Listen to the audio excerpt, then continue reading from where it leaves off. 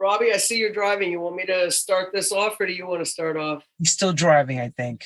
He's still driving. Okay. Yeah, that's why I'm giving you. That's why I'm giving you time to. Okay, fair enough. Refresh yourself and give him time to get home. You know, the studio of Ian and Steve's day was vastly different from the studio that endured after they went to jail, even though I think it was a slower metamorphosis. And when you walked into the studio of the 70s, you were walking into this ridiculously magical place. Oh, Scott Bromley, love Scott. He was the architect. Mm-hmm. You know, you were walking into this really magical place, and it was Fantasyland. And anyone who was picked from the outside walked down that wondrous hallway entry with the beautiful big chandeliers, and you'd pay your entrance and you'd check your coat, and you'd hear the muffled of the doors. And as soon as the doors had opened, the music would blast, and you were enveloped by this, I don't know, it was like this all-encompassing mood. It was total abandonment. You had the usual suspects that you would find at any bar, anywhere, but there was an element of over the top that didn't exist at every bar, everywhere. And I think that's what made studio special, whether it was the drag queens or the naked people on during the week. You know, Thursdays and Sundays were famously much more gay influenced than the weekends. The weekends were perhaps more celebrity influenced than some of the weekdays.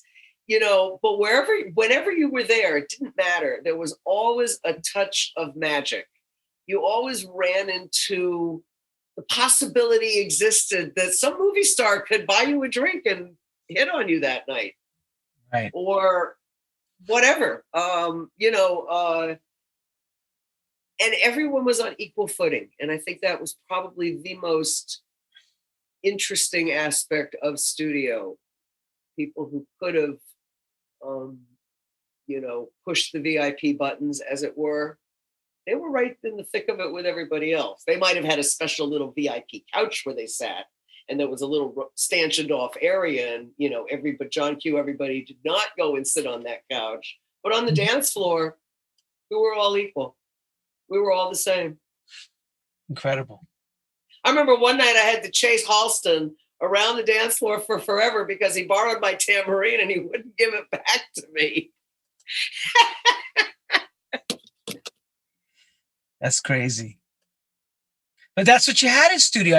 I know, you know, Steve Rebell had, because Nicky Siano always tells me his take on it before it happened. Steve Rebell would come to a gallery and he would tell Nicky that he had these ideas in his mind, that he wanted to have these stars in a place. So this was something that was projected for a while.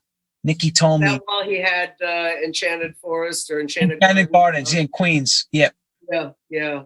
I think Ian was involved in that a bit as well, but on the administrative business end, not the creative end. Right.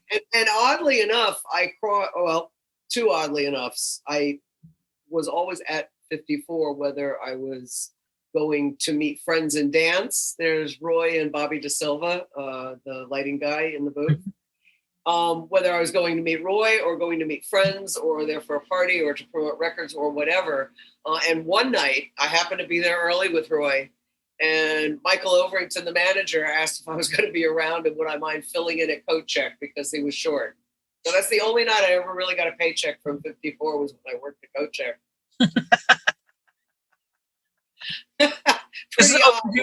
Not even from the check, probably from all the tips. I'm telling you, those were some. The check was nothing. The tips, right? The tips were amazing. I kept saying to Michael, "Do you need anyone at coat check tonight?" Yeah, you didn't want to do lights. You want to do coat check. Could you imagine just taking home one of the minks, or somebody coming in one of those fancy coats in the winter? Crazy, right? There was, and the coat check girls were great. I'm still friends with some of them from the day, the Harris sisters. We just had so much fun. It was a fun place. Everything was fun about it. The bartenders were fun. Eddie Packin and Bobby Petty, who were the twirling bartenders. Do you remember them? They would spin. Mm-hmm. Were you much of a studio frequenter? No, later on. You know, I wasn't old enough yet to go in at that incarnation. Sorry? I wasn't old enough yet to come at that time. There were a few incarnations. I think it was Mark Fleischman who took it over when the second one. The boys went to jail. And then I know that Michael Fesco used to do Sundays at Studio. And Mark Berkeley. He had a whole big thing there. Yep. And Robbie used to work at Studio simultaneous with when we worked together at the Red Parrot. And I'm going to take a wild guess. I maybe started at the Red Parrot 83 or 84 in that vicinity. Okay. And I know that there were a lot of nights I would go visit him at Studio. Right. Or stop by after work or whatever. But you weren't working lights at Studio, correct?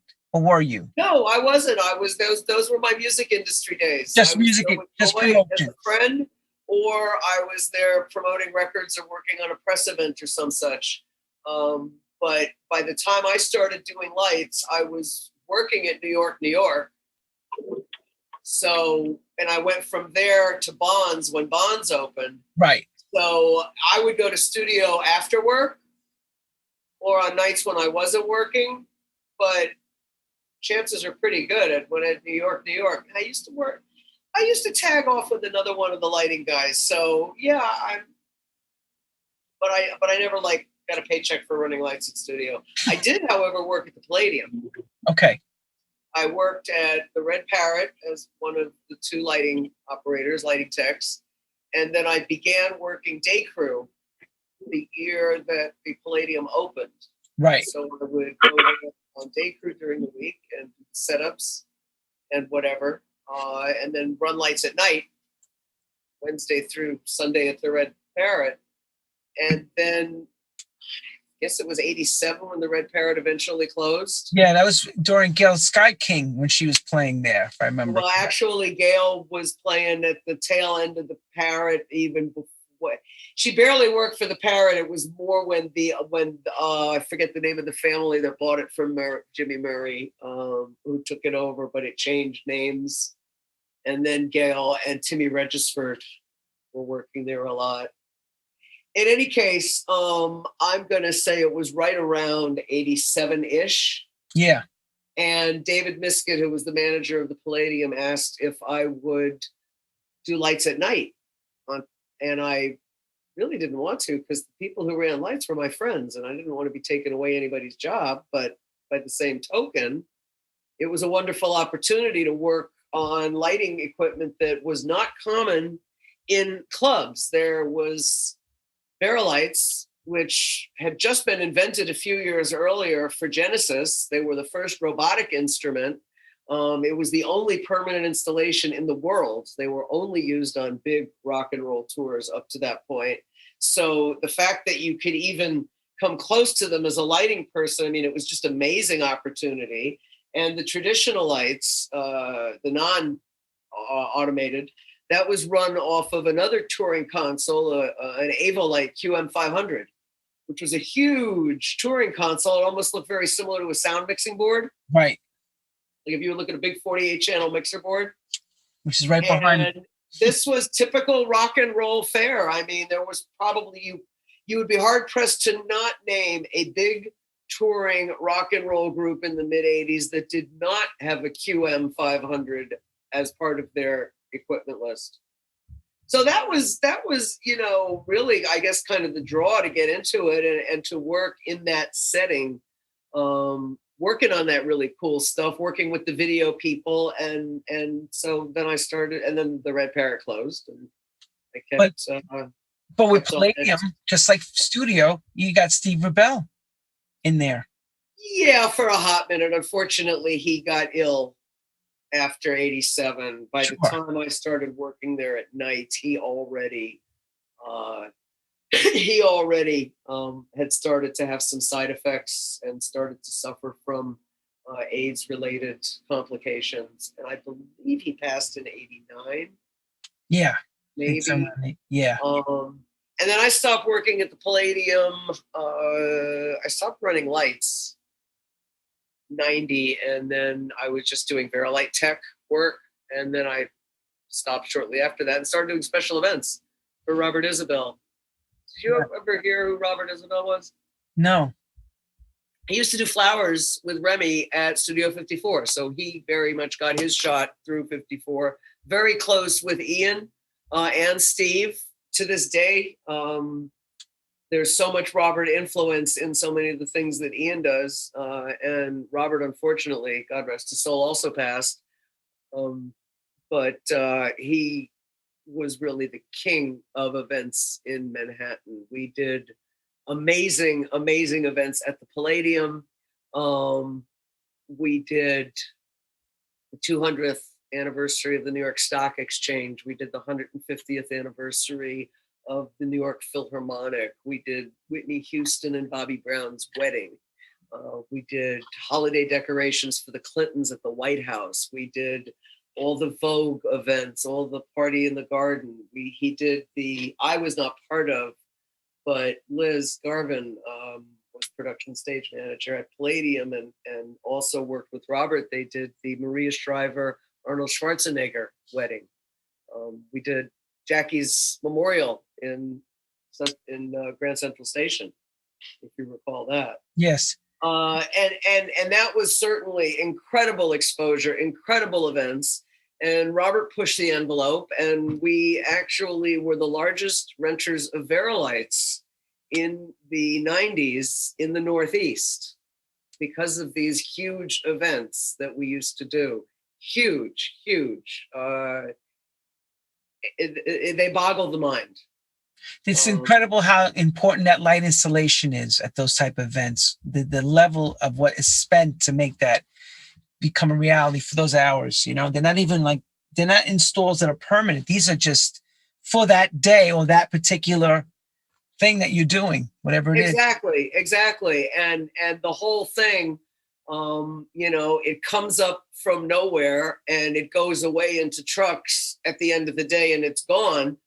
Even though it may take a week to set up. I mean, Whitney Houston, for example, that was a week setup before the event. The event lasted a day, took us a day to take it down and drive away. And that's typically how it is with these big mammoth events.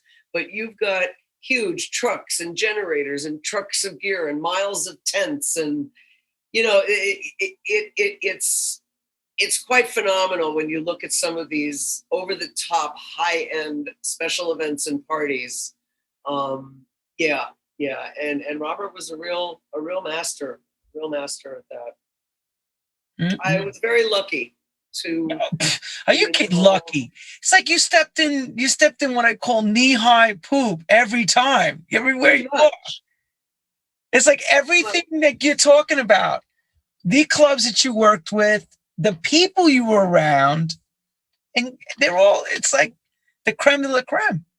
Everyone. I certainly feel very grateful that I have had such a wonderful life and I have encountered so many wonderful experiences and they keep repeating. I mean, when I started doing work in the field of architecture and putting entertainment lighting into architecture, once again, I crossed paths with Ian because I had the opportunity to design some lighting in the Mondrian Hotel when he took that over in California, and just other little overlaps here and there. And it's really, again, later on being involved with Matt Treinauer and Altimeter Films and documentary, again, that overlap, it is probably true that Studio 54 is without a doubt the most famous club in like the history. Yeah.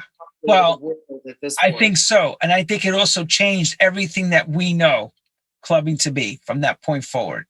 I agree. And I am very grateful that I was in New York for the late 70s and the early 80s for that moment of time that I truly believe will be looked back at as a renaissance. Yes. There was so much art in every aspect. It wasn't just disco and dance music.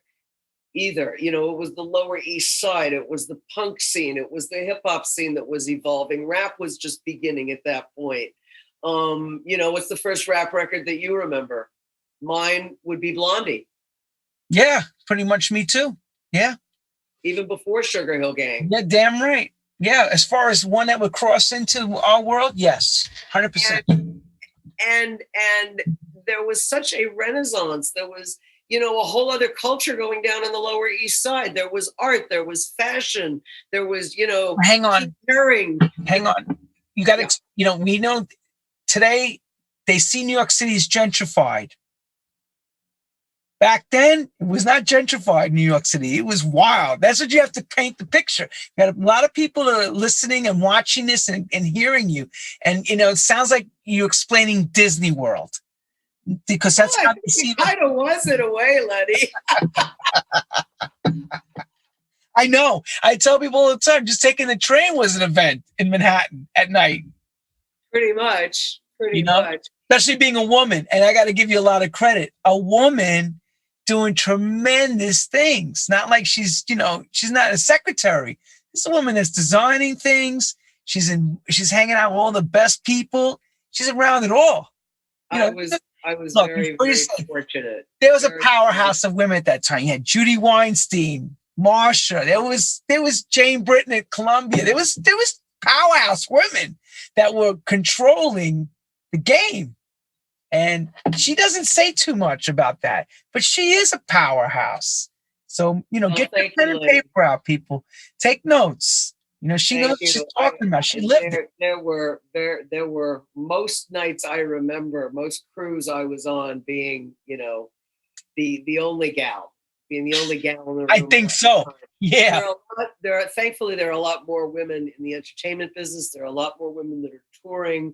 You know, it's come about, but I mean, back then there were really no women virtually in clubs. You had some that were in electrics in theater companies and in dance and off Broadway, and that's really where I met most of the women who were techs, was through the theater world, as opposed to through clubland and the club world. Although I will say I recently shared some history with a friend of mine, Ann Militello, who is a amazing lighting designer in her own right, with an amazing resume. And unbeknownst to either of us, we shared a little bit of club history, being in kind of the same place and the same time next to each other in the 70s, and didn't know each other and didn't know it. Which was kind of fun when you're, you know, retelling the story. Yeah, because you know what happens? You'll tell the story and someone says, wait a minute, I know that story. But dude, everyone sees things differently.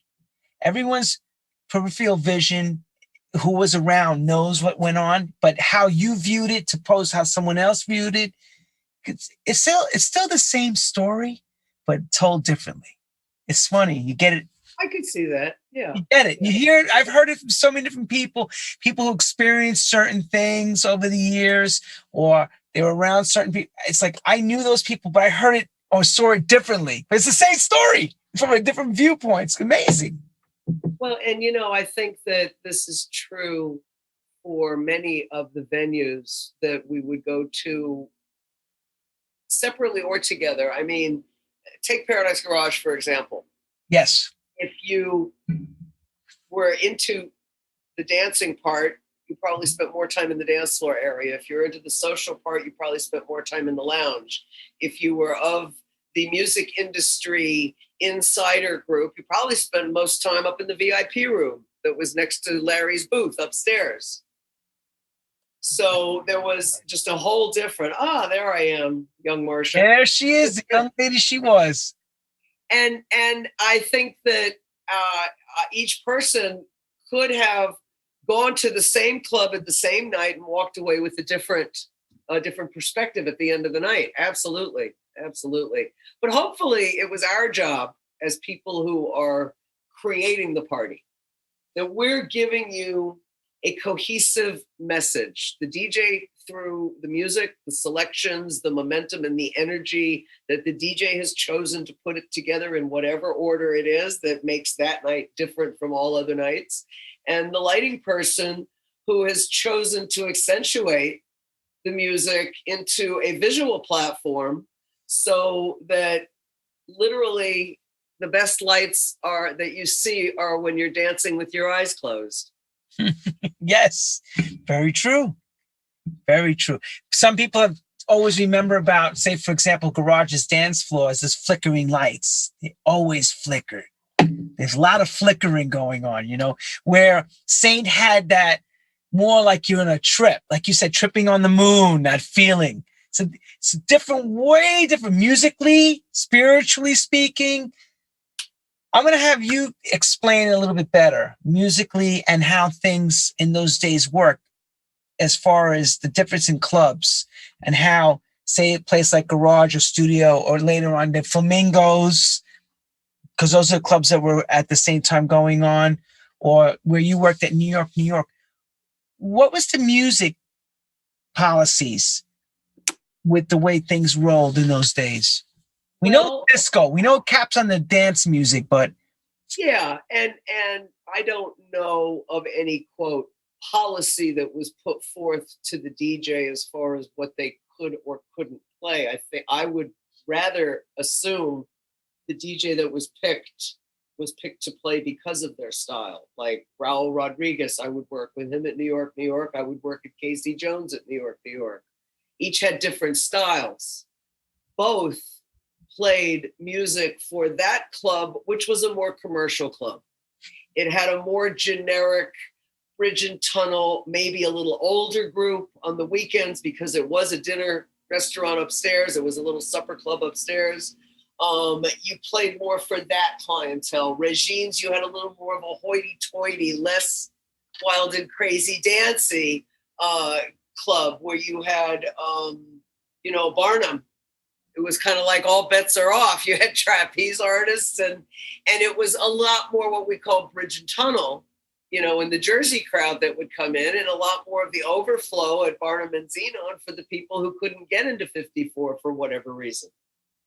Because 54, the biggest attraction at Studio 54, I think, was whether or not you could make it past Mark Beneghy and the ropes. Right. That was a big attraction. Am I going to get in it tonight? Yeah. And the overflow or the frustrated would then go further south and hit Barnum or Xenon. Now, the types of music that were played, I think, also changed from day to day and DJ to DJ. And again, some you had more commercial. When I listened back to tapes from Richie Kazor, I found his musical selections to be much more commercial. Yes, agreed. Than Roy's selections, for example. Richie would tend to repeat records through the course of the night. They were hits. The dance floor was full. He was doing his job. He was keeping everyone happy.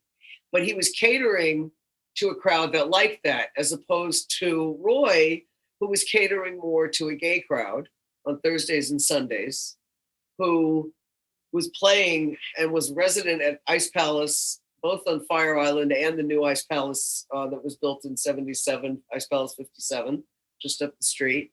And so there you had a little more leeway. You still were going for a more commercial audience in the city than you would at, say, Flamingo or the Saint or Fire Island.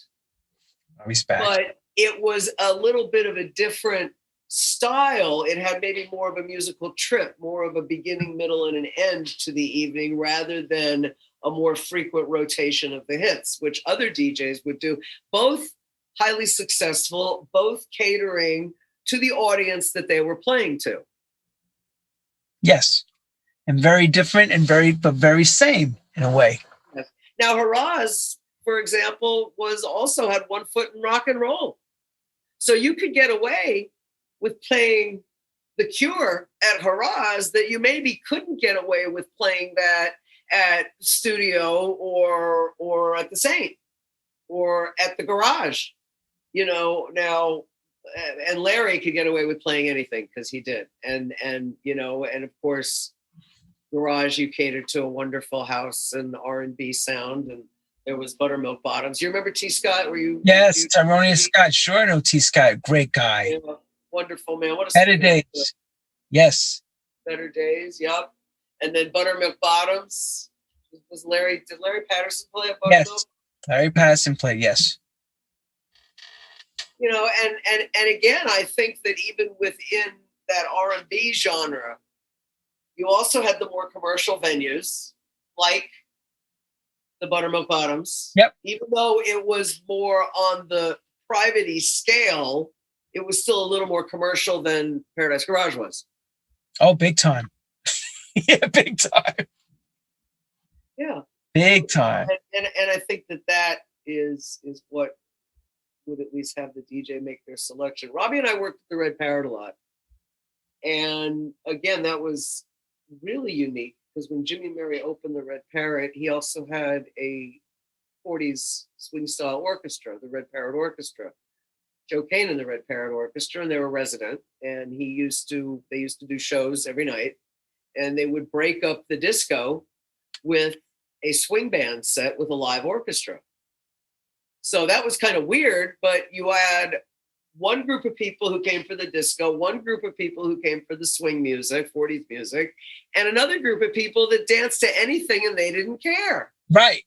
And it was fabulous because you had this wonderful mishmash that, you know, maybe Robbie could get away with playing certain things at the Red Parrot that he never could have gotten away with playing at the Saint because of that little extra nuance that gave that club its little different hook, different angle. Right. I think you said, when you mentioned Timmy and Get, I remember that, I think Red Parrot later became 4D, if I remember correctly. Yes, I think that's the name. 4D. The Giulianos were the family that bought it from Jimmy Murray. It was the Giulianos. Because and it's funny, I saw Gail Sky King a few years ago at an event. I couldn't believe I saw her. Another great lady. What a great woman and immensely talented. Oh yeah, great. I really enjoyed working with her. I can see that. She had a lot. She was hot at that time. She was on her way. Oh, indeed, and she was very big into production and studio stuff. So when we were talking about getting into the 80s, you already had, I think she used to come and hook an Effectron into the booth at the Parrot and a digitizer. And, you know, we actually had a proper live sound stage with monitor mixer and effects and a front of house mixing. And that was a very sophisticated sound and lighting system at the Parrot. Yeah, I could see that because you had an orchestra too you had to deal with. So you had to have mixing for an orchestra and also a setup for the sound system.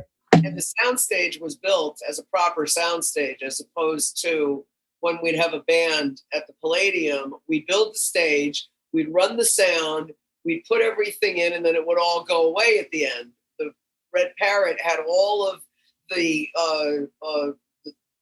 skeleton built into the stage. So if you had an amp and you were plugging it in, your box was already in the stage floor. Boom, you plug it in.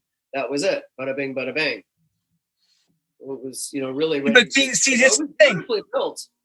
Look, this is the thing that the club goer has no idea what's going on, what it takes to make a night. They have no idea. True. I'm sure people didn't realize also that the Red Parrot was designed, the lighting was designed by a very famous Broadway lighting designer, a guy by the name of Ken Billington. They wouldn't have known that. Yeah. You know, just as studio was used, also very famous Broadway lighting designers, Jules Fisher and Fisher Marantz, Paul Marantz. You know, and Palladium as well. They also were the lighting designers of the Palladium. Not everyone did that. That's true. Not everyone did that. In fact, I think that Jimmy Murray and Stephen Ian were probably the only ones I'm aware of that used like top name Broadway theater designers in their club builds. That's true, because at that time when they went in to go set up studio, nobody in the light business would work with them. They had to go that direction, I think. They had to go outside the box because the other discos were holding back. And, pretty much strong-arming, the other owners were strong-arming not to have them open because I think they realized that when they were going to open up studio, that was going to change the game big time.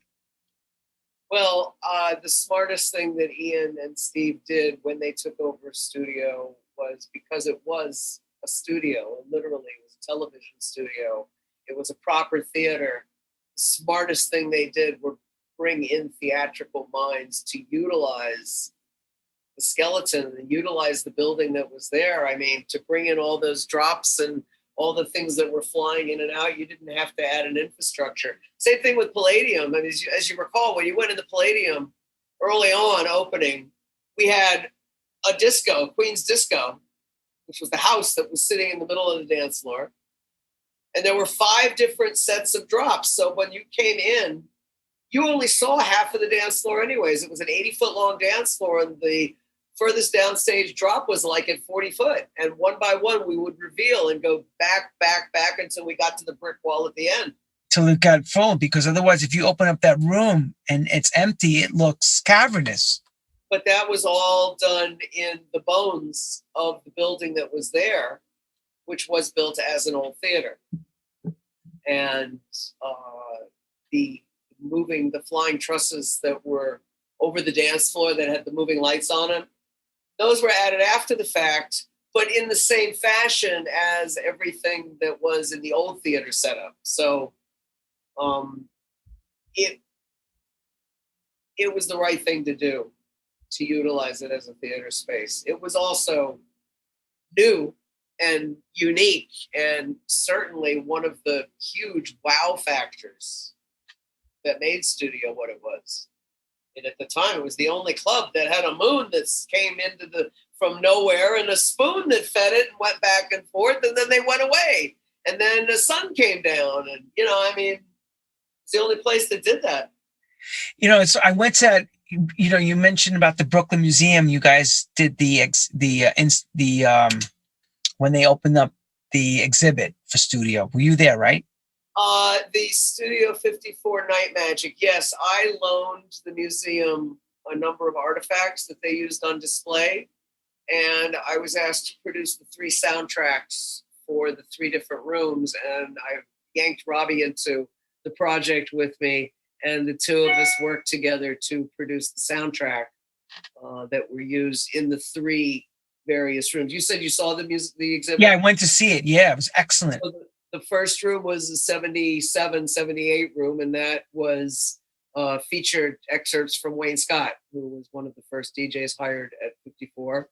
And then the second room featured the 2 records, the one that Roy had done, A Night at 54, and then the one that Richie Kazor had mixed also. Yep. And those were featured tracks. And the final room used a featured track from a Roy performance that actually the master reel-to-reel is also on loan to the museum and is part of that display. Yeah, I saw you actually loaned the headphone of Roy's. Yep. I worked with the curator, Matthew Yokobowski, and I sent him a whole bunch of memorabilia and photographs and whatnot, and he picked what he wanted, and he wanted the headphone, and he wanted the BPM book and the 2 reels, and one other thing, but we couldn't quite coordinate that in time. And it was, what a delight to work with them. The exhibit now is, I don't know if the Toronto Art Museum Gallery has opened or not, but it's set up and it's ready to go in Toronto. I have that book. Let me see if we got the book. Oh yeah, there you go. Yeah, you were able to get me that last moment with Roy and the book, the Bible book. But one thing I saw in there about the spoon, when you mentioned now the spoon and the the moon and the spoon. Yes. There's a picture of Dolly Parton I saw, and I think it must have came from a show or something. And I was wondering if they got that idea off of some movie or something before it went into studio. Do you know about that? Well, all I know is that the gentleman who designed the set piece, Richie Williamson, he would know where the idea came from, and I certainly could ask him at some point. Because I saw it, but it's so small. It was so small to the side. I'm wondering, I have no idea. Richie Williamson designed many of the set pieces, and he is most notoriously famous for the moon and the spoon. And wonderful man, a wonderful man. But I could certainly ask him and ask how that seat. I'm curious because I saw a picture of Dolly Parton sitting, and she's sitting on, looks like the same getup that they used. Unless she was sitting in it because the piece. Yeah, sitting in it. Yeah, sitting in it. Yeah. I'm wondering if that's before studio or they got the idea or that was taken in studio because it looked like it was early 70s. Yeah, who knows? I figured I certainly can ask Richie where he got the idea from to do it. That's incredible. That's an easy one, Lenny.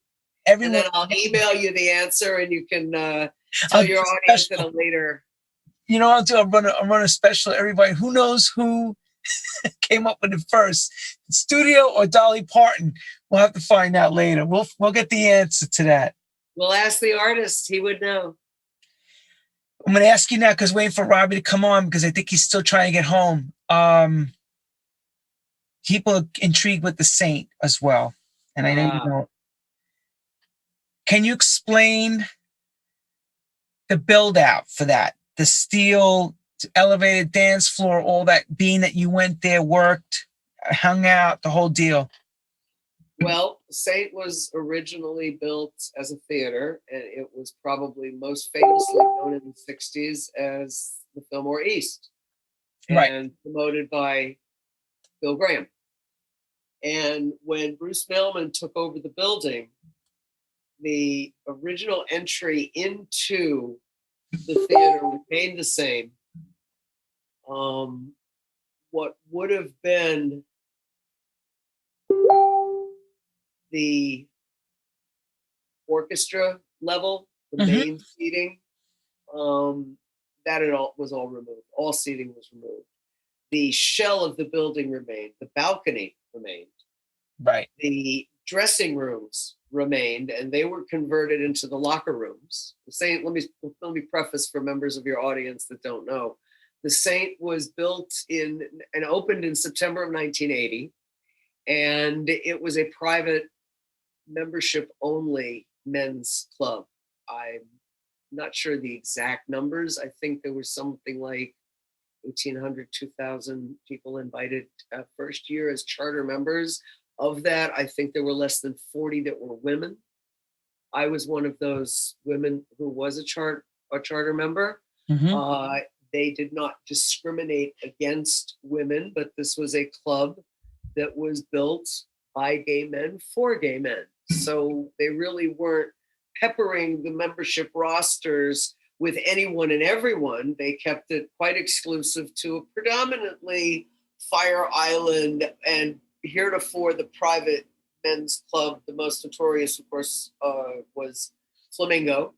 Right. Followed rapidly by 12 West, which was a little more, across the board, whereas Flamingo was a little tighter membership club run by Michael Fesco. Any case, so they pretty much gutted the building for any and all of the main level seats, any mezzanine level seats. The fly rail system was there. You could see the proscenium arch. Anything that was upstage or above, what would have been like going backstage from the proscenium arch. That is not a picture of the proscenium arch. That is a picture standing up, looking at the dome from the main level.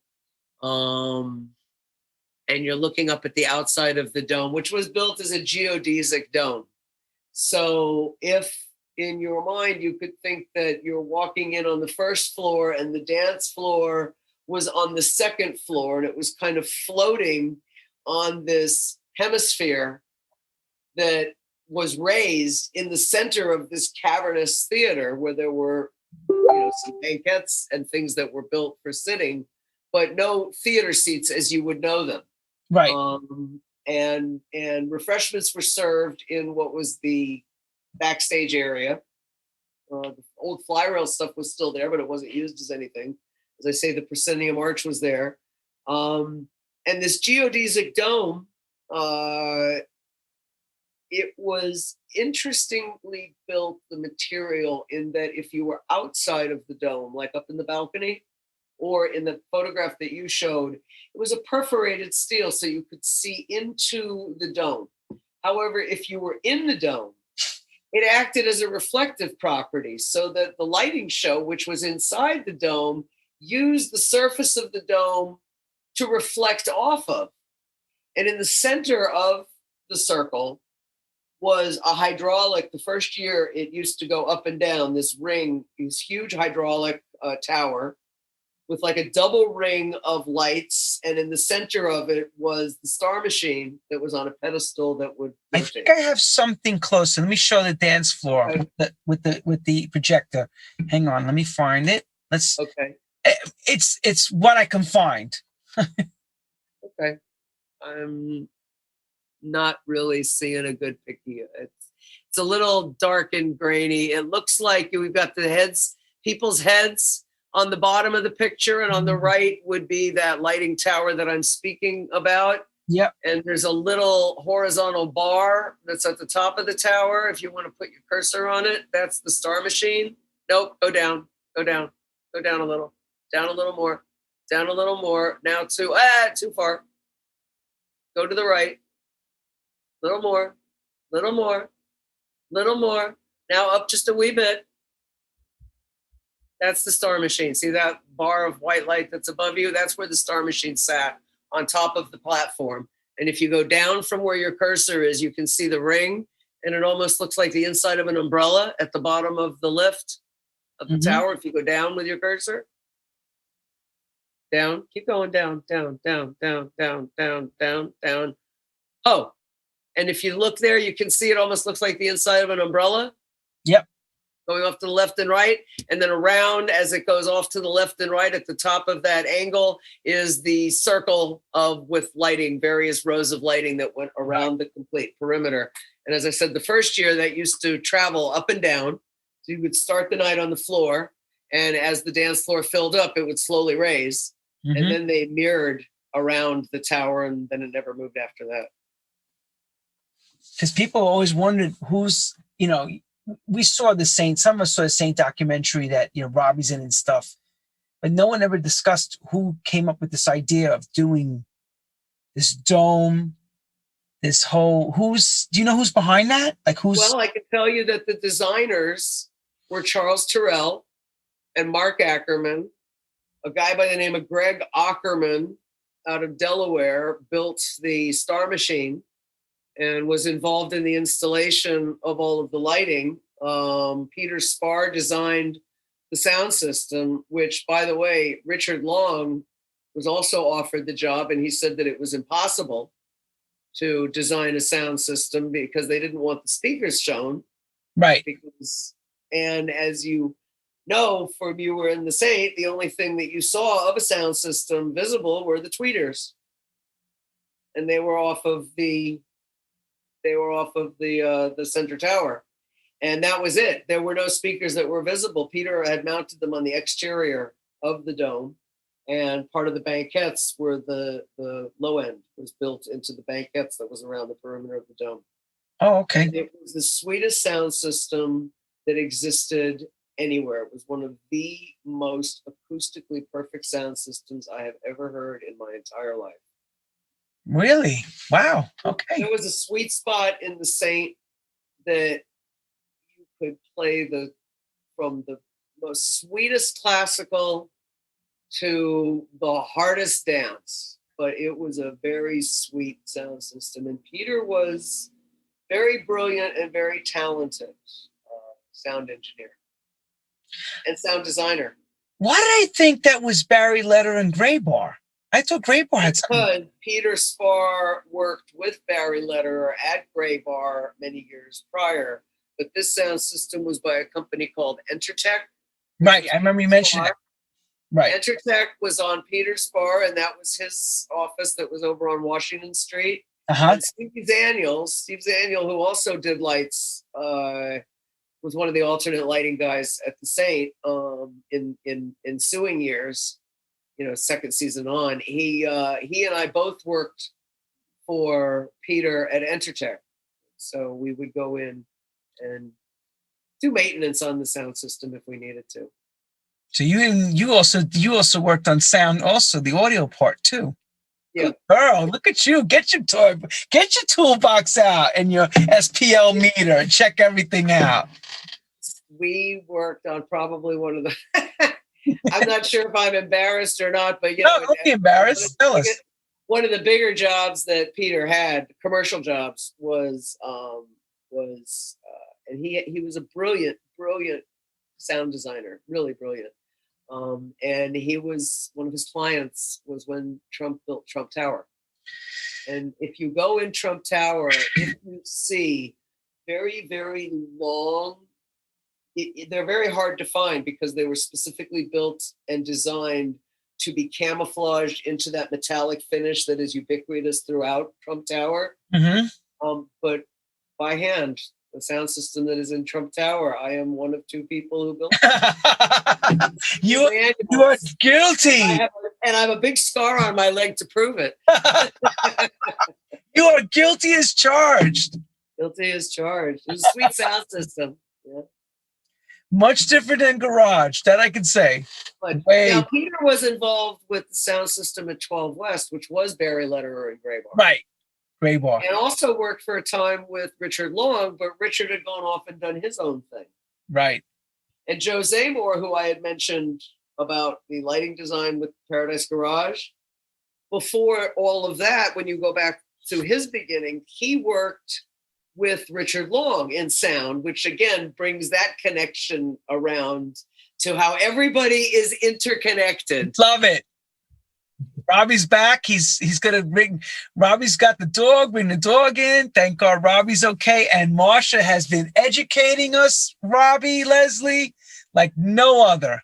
She is incredible. That guys. Diamond. Everybody, welcome back, Robbie Leslie. The best laid plans of mice and men, often go awry. That's the deal. Not for nothing. This is like the best reason you could have come up with to be a roving reporter for the first hour. I personally loved it. I listened to the whole thing from the car driving up, so it's been great. We got to pick you up now, Robbie, where you start, because we heard your Fire Island Sandpiper, and you got to take us now, into your world, because Marsha really broke it down. Go ahead, Robbie. Before I get sidetracked or anything, because Marsha mentioned something when I was driving, and that was like on the job training, and that what popped into my head immediately was Bobby Vidriti. Now that little bit of backstory is necessary. When I worked at the Sandpiper, of course, it's a seasonal club, and so when they closed at the end of October, I came back to Florida, which is where I would normally winter. And I got a job at the Marlin Beach Hotel, which is the poop deck. And I got the job as pretty much to do sort of the Sandpiper, the off nights, but it was tea dances, the off tea dances. And then I would work the weekend nights with Bobby. I would do the lights. So I was an erstwhile light operator back in the day. And you did lights? So I would work with Bobby. I worked with Bobby like from first song to last, and talk about, being an apprentice and learning just everything you need to know about how to entertain a dance floor, how to maintain energy, how to break a room, how to peak a room, and just all the techniques of mixing and the kinds of mixes that are appropriate for certain types of builds. So yeah, credit to Bobby, because truly I learned more from him initially, as far as not only what to do, but what not to do in the business. And so that's been like solid gold for me. So here's the question now. Yes. So Bobby goes, I know Bobby's story. He gets a job offered at Trocadero from Florida, right? Yes, I believe he went from Florida straight over, yes, to the West Coast. Where was it? So Bobby was playing. Did you meet Bobby in New York pre to Florida, or you met him first in Florida? No, I met Bobby in Florida. In fact, he worked at a club when I was still waiting tables before I got into the booth. I was working at a club called Tangerine, which was a very progressive, ahead of its time. It was, again, a restaurant in the evenings and then turned into a disco at night. And he was, I think he may have been the opening night DJ actually there. but he was one of the residents, and that was owned by John Castelli, who later opened, or actually quite soon after opened, the Copa, which is a legend down in South Florida, Right. and also Fire Island for a short time. So Bobby, yes, I met in Florida and knew him socially, but not very well. But then once I got into the booth, we were best friends. And then from there, so now you learn everything from lighting, and now you keep going. Go ahead. Right. But I'm really grateful that I learned about lighting before I really mastered my knowledge of mixing and music, because the two are so, at least in a good club, they're so intertwined, they're so interdependent. I mean, I've done guests. I've never worked a residency with someone like this, but I've done guest spots in other cities where the light man is, like on his phone half the time and everything's on automatic or what have you, barely paying attention to what you're doing, which is so wrong, so inappropriate, especially for a guest DJ, which is you're supposed to highlight, not as opposed to just let it go. But that, I think I learned a lot about energy and drama, and that served me very well when I moved into New York City, because the big clubs, that's what it was all about. Like starting a trip, getting people excited. It was like, a great lovemaking fest, and peaking them, reaching an orgasm, so to speak, musically speaking. Sure. And then an afterglow that would follow. And of course, the New York clubs were famous for their morning music. And that is an acquired taste, but it's also an acquired talent for a DJ to be able to play that well. It's all across the board, everything from like really dirty and nasty music to the most beautiful, heartbreaking songs, ever recorded. And that's always for the hardcore dancers that really like to spend the whole night at a club. That was like the dessert, or that was like, the icing on the cake to have that special set of the night, the last couple hours when the music was very personal. The DJ really got to shine, got to express himself a lot more than your generic peak records, the top 40 stuff. So working those clubs where I was doing 10 hours, 14 hours sets. Wait a minute. Hold on. Yeah. Let people know this. Hold on. The 2 hour set, the hour and a half set is not something we did back then. Absolutely. Oh my God, that would be such a slap in the face to say, well, we'd like to book you to play a job. It's only 2 hours long. You really don't get to do or express anything. But it was a very specific sequence of events. By that I mean the clubs I got booked at that taught me and made me physically capable of playing these marathon sets. And the longest, my record was 20 hours. And that was a white party at the Saint. And not a single repeated song in 20 hours. But working at 12 West, which was pretty much a 6 to 8 hour gig, because they had skylights and the light would come in at dawn and people wouldn't dance much beyond, say, an hour or two beyond sunrise. And some of the Fire Island clubs that went after hours. But then the Saint, of course, was the great granddaddy of them all as far as long sets. And, oh, yeah. Yeah. Then they would close at noon. They would close at 3 p.m. What time you wanted to finish it, basically. Yes. There, and it was still busy. They would not shut it until you were done. That's correct. It was a great deal of respect and a great deal of cooperation between management and the DJ and light person. It's exactly as you described. It was about, have you finished? Have you musically expressed yourself? And is the party complete?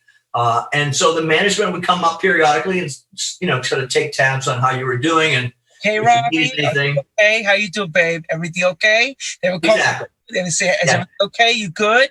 Need anything to drink? Anything?" Yes. Right. Exactly.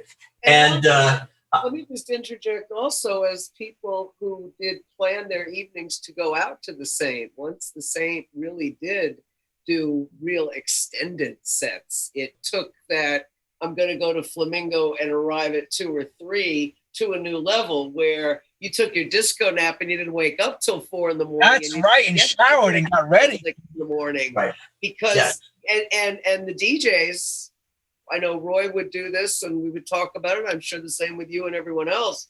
You had a crowd that was your earlier crowd and then a crowd that was your later crowd that went into the morning music, or as we would fondly say, as soon as a good one would come on and say, now we're going to church.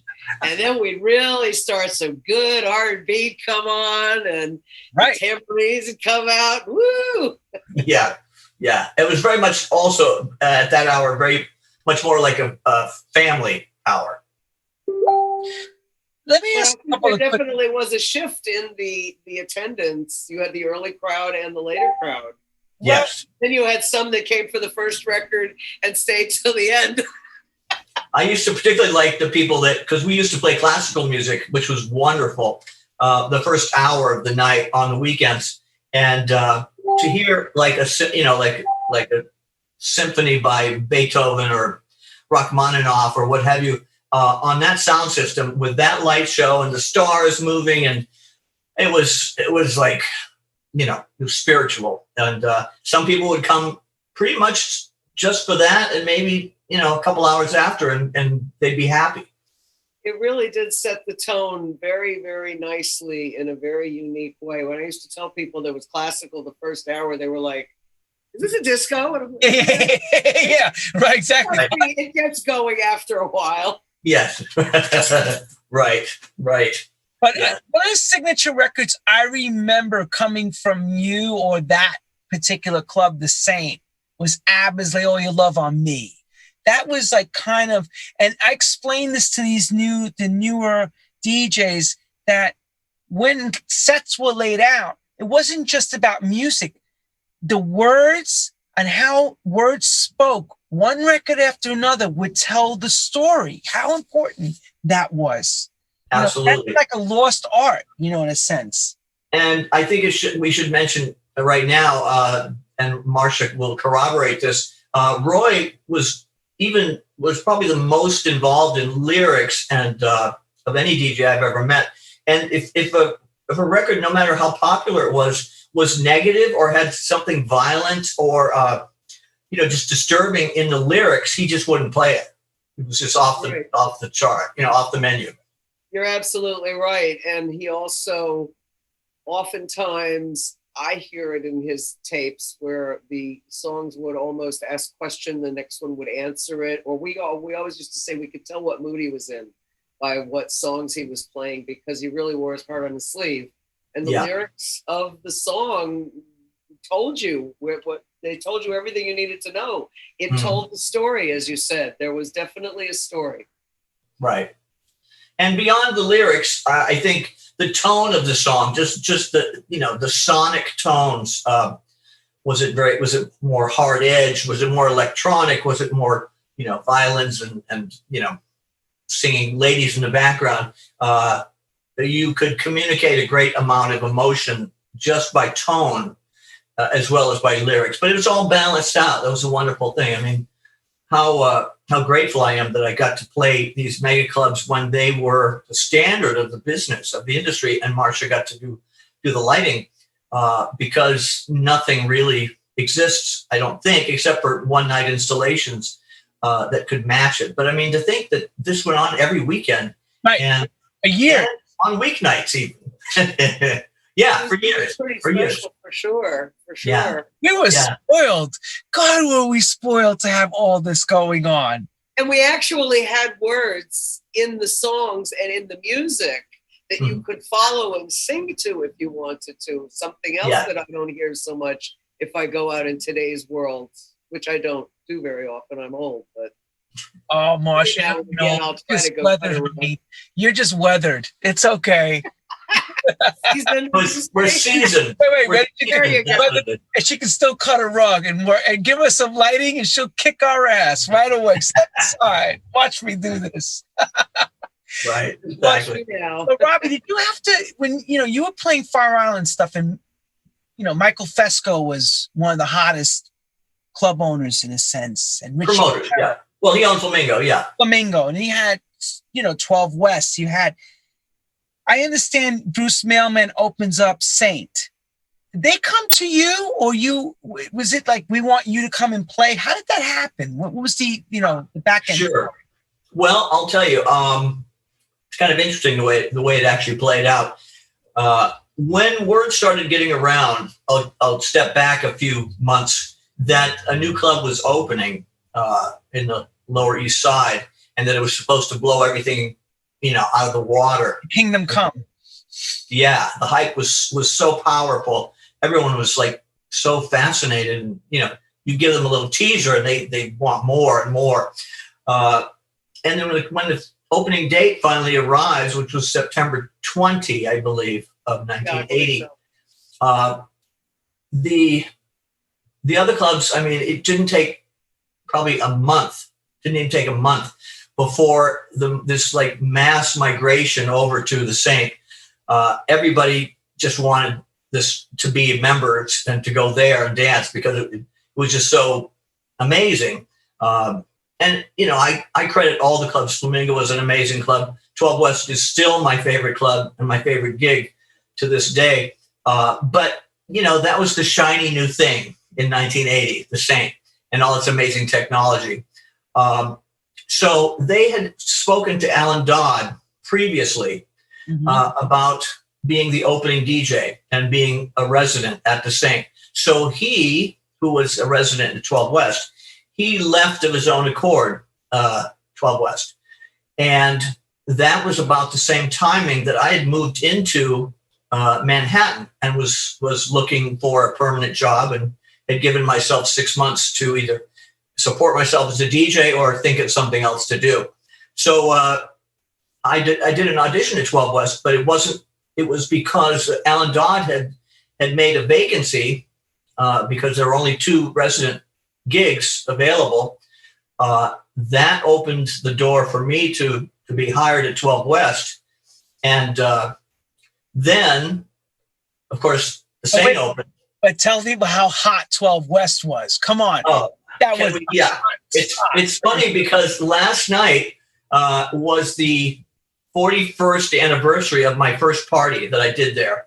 And it was one of those make or break nights. I'd been working there a couple of months and had established myself, but this was like a real party. So this was like packed to the rafters. And the club was of an age, I guess by then it was almost 5 years old, that the banquettes that rose up from the dance floor were all made of wood. And of course, being hollow, they were very resonant. Well, after 5 years, they got a little give to them. They got a little movement. They're rattling. So with this place like totally full, and everyone like not only on the dance floor like shaking it, but up on the banquettes, like doing to the music, they started skipping the records. And this is early on. This is probably about, let's say 1 a.m. And I knew that if this continued, because, a record skip is bad enough. A record skip in a gay club is a cardinal sin. They never live down. Yeah. Oh! Right. So Tony Martino, one of the co-owners of the club, he calls up Peter Spar, who is the genius behind Gray Bar, and he said, "Get your ass down here immediately, and if you don't, it's all over for you and for us." And he was there probably in 15 minutes, and he brought these big foam pads. So one by one, we transferred the turntables up onto these like isolating pads, and I played the rest of the night, and that saved me truly, because as it was getting busier and busier, the records were more frequently skipping. And if they weren't skipping, you could hear them kind of vibrate, the needles vibrating in the grooves, ready to jump out. 12 West was just a magical place. And I wrote about it on Facebook a few days ago. It was just that it was kind of an empty canvas when you went in, and what you did with the music and what the light man did with the lights was starting from scratch and starting totally fresh. And the crowd was just such a devoted group that loved to dance. They were in it for the whole night. It wasn't just a passing thing. Oh, let's go over for an hour or what have you. Let's just hang out for a while. This was like a commitment for the night, and they would all stay right through. But they loved all the kinds of music, whether it was slow stuff, high energy, electronic, and they adored their DJs. They were very loyal. Let me ask you this question, Robbie. The gay DJs in 12 West and Saint and Flamingos, okay? We always said played like glass. In other words, the mixing was seamless. And I've said this many times, where garage was more about bam, excitement, boom, like thunder and lightning coming, Lolita Holloway screaming. Yeah. Where did this style of mixing for you, this long overlay with this seamlessness, really take for you? I think what really where I really picked it up was from Bobby and from Alan Dodd. Those are the two principles that I really wanted to use as kind of my template that I admired. I liked their style. I wanted to copy it and then put my own fingerprints on it. But of course, you really can't compare anybody to Larry, because it is Larry's garage. It wasn't anyone else's garage. Right, it's true. His style was such that the jarring changes in tempo. It was kind of like the Loft, where David could play anything really and let the record run out. It was more about content. It was 100% content over flow. And, there are two schools of thought about that. Looking back upon it, the delivery is secondary to the entire performance. Like, is it what kind of entertainment are you providing? And Larry just knocked it out of the park. I mean, his sets are legendary. And critically speaking, you can look at them and tear them to pieces on a technical aspect, but nobody can deny that people had life-changing, experiences there on that dance floor, and will never forget it for the rest of their lives. I had a different aesthetic, and for me, like, subtlety was kind of my game. And if I could pull off a blend that you could barely hear and you barely notice that another song had started, to me that was like the ultimate rush. And you'd get you wouldn't get a cue until you actually heard a lyric or some kind of sonic cue that the next record had started. And I apologize for my phone ringing in the background. But yes, a DJ style is that's his stock and trade. If it appeals to the crowd, you're popular. If it doesn't, if it sets their teeth on edge, then of course you need to get in another business or change your. That's right. Leave now. Leave quickly. Yeah, that's right. Here's something I always remember hearing about Jim Burgess's final gig was at Saint. You were there that night? You worked that night, right? No, I didn't work. I was there dancing that night. I was, on the dance floor. Yes. Me too. Right. And of course, John Siglia was there, and he tells a very vivid, very specific story on how it all played out.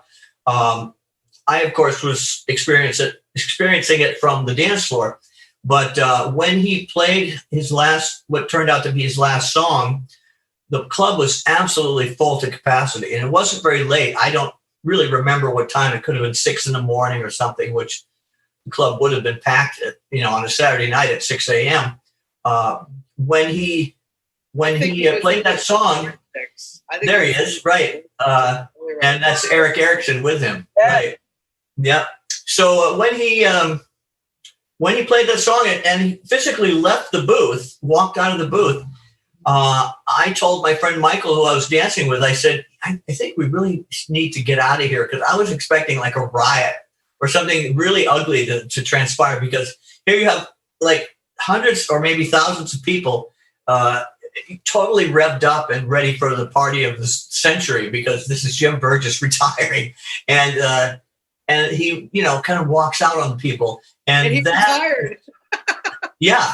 That was perceived by some as a total slap in the face. That you have a dance floor and you're turning your back on them. But taking it from his perspective, he said, I had already played what I've already said musically, what I want to say, and I'm finished, and everything after this would be anticlimactic. So, I mean, I can appreciate both sides of the story, but as a DJ, that flies in the face of my own ethics and values. And if there's a dance floor and they're ready for more, I'm obliged to. You're not going home. That's right. Many nights, it turns out I get home in the afternoons instead of the morning. You thought you get home 6. You didn't get home till 2 in the afternoon, right? Oh yeah, easily. Sure. I'm glad I was in my 20s back then. It would kill me now to do it.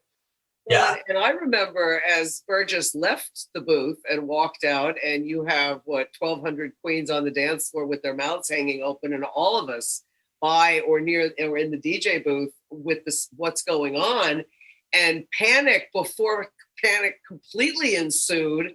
A couple of us ran up to Mark Ackerman's loft because he had an apartment on the 3rd floor above the offices at the Saint. We grabbed every record we could lay our hands on, and Sharon White started spinning, picking up. And then we went to Sharon's apartment and grabbed all of her records and brought them into the booth. And she finished the night, finished the party. Everybody had a wonderful time. And that was unofficially her first night performing at the Saint. Yes. So basically the Swan leaving, and here's the new, I would say, I guess. Yeah, but I mean, it was literally, we were standing there looking at each other saying, did he just leave? And is he coming back? Or what happened? Jim Burgess ultra dramatic things, which he is certainly known to do musically. Yeah. And we half expected him to do a pirouette at the bottom of the stairs and come back and do something fabulous, because that would be the Jim Burgess we had expected, that he was doing a big drama number. And after a while, we realized he wasn't come back. John Siglia was in the booth saying, no, you can't use his records. Right. And we quickly scurried up. Is that what they said? You can't use his records? Yes. He forbade. Yeah. He forbade anyone to touch his records. Yep, and John was the guardian of them. Yeah. John was the guardian. Exactly. And I'm sure John probably felt pretty awkward as he retold the story to us recently. It was so, I mean, he's in this position where he says, I felt terrible. I couldn't let them do anything. Right. I mean, talk about being right on the edge. I mean, he could have started playing music and become the darling of the Saint, been the head DJ for forever after that. I mean, and saved the night. Been a lifesaver. Right. Right. But Sharon, it did open the door for her. The doors swung open, and she was headliner DJ. I mean, she's a legend. Prior up to that point, but I mean, this just there was discussion of Sharon getting her own night, as there was also discussion of me getting my own night doing lights at that point in time. Nobody expected the door to swing open in that way for Sharon. I mean, we knew we were going to be playing in the imminent future, but boy, yeah, it was all time and place. And isn't so much of life time and place, and just being there and having a little bit of good fortune shine. Yes. And she saved the night. Let's call it what it is.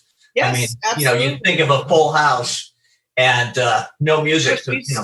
She stepped up. She was brilliant. We got her enough records so that Marsha John could take Jim's records out of the way. Robbie, right. Tell everyone, how long was the music off? That after Robbie, Jim, probably seemed like forever, but it probably wasn't any more than 10 or 15 minutes. That's a long time in a nightclub. That's an eternity. My God. It was 3 big flights of stairs and all the way down towards 2nd Avenue to get up to Mark's apartment. Yeah. I mean, it probably wasn't more than 15 minutes, but it just dead air in a nightclub with a full house. I mean, I was gone. I was in a taxi on my way home by then. Did you literally leave then? What's that? You literally left then? You did not stick around? I left. I really had a bad feeling. I did not know how it was going to play out. And I just thought it was going to get really really nasty or something bad was going to happen. It was just True House Stories brings this out. I love True House Stories for this. So do I. Wait, so you turned and you said, I'm out. Dashing for the door. Out the door you go. And there I go. Stop. Nobody knows. It was, most DJs that have a very acute sense of like intuition and they can read a room. And I just had a feeling that I needed to go. Now, of course, nothing bad happened, but at the same time, my memory of that night is crystallized as a very specific part of the night. Of course, Sharon, I'm sure, was wonderful, but I remember Jim's part of the night, and that's all. And so that for me is special. It's entirely possible that it could have really gone the other way if it had been an additional 15 or 20 minutes before the first record was put on. You know, you had, I think that you could get well over 1,000 on that dance floor at any one time. I'm not sure what the actual capacity was, but there were a few thousand people in the club that night. Yeah. And you know, and everybody was in their own little trip and their own little mind space, and they kind of needed the party to keep going for whatever reason. And I'm sure it could have turned quite ugly had it been, had we not been able to get such quick access to a stack of records to at least begin the ball rolling. Oh yeah, it's one of those legends that, you know, now looking back on it, it's like if things hadn't played out the way they did, it would have been drastically different. Very drastically, you're right. Yeah. And if that had happened, then good call on you for getting the F home. Right. I didn't know how it played out until I guess the next day, and I just talked to somebody. Like my friends would say, honey, I need my sleep. I'm out. So here we go. HIV begins, and because the 80s stream on, and the club business is changing. I remember Marsha mentioning Rebel opens up Palladium, Saint is still going. And every year they send out their membership drive. What happens the last year? You mean the year it closed? Yes.